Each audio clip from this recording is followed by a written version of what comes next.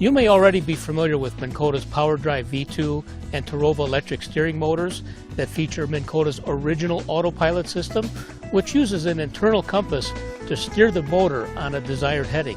It's a really great feature that's helped thousands of anglers put loads of big fish in the boat. Now, Minn Kota has gone one better.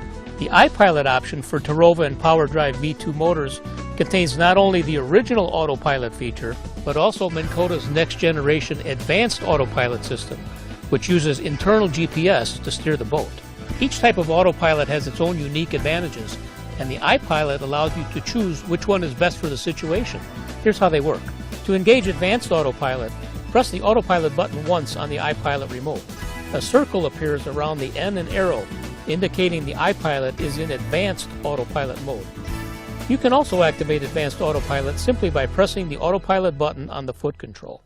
Advanced autopilot uses its internal compass in conjunction with GPS signal data to plot and maintain your heading.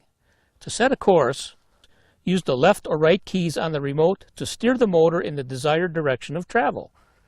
iPilot immediately lays out a set of GPS coordinates in a straight line based upon where you point the motor. Every time you turn the motor manually, iPilot automatically programs a new set of GPS points along your new heading. Next, press the cruise control button to activate speed control. Pressing the plus or minus icons allows you to adjust your GPS speed over water in 1/10 mile per hour increments.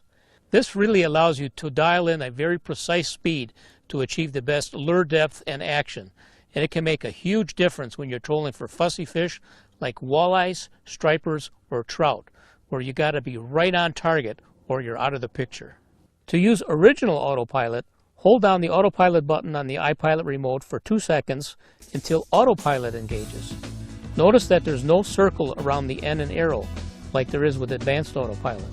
In original autopilot mode, you can now steer and adjust your motor speed using your foot pedal.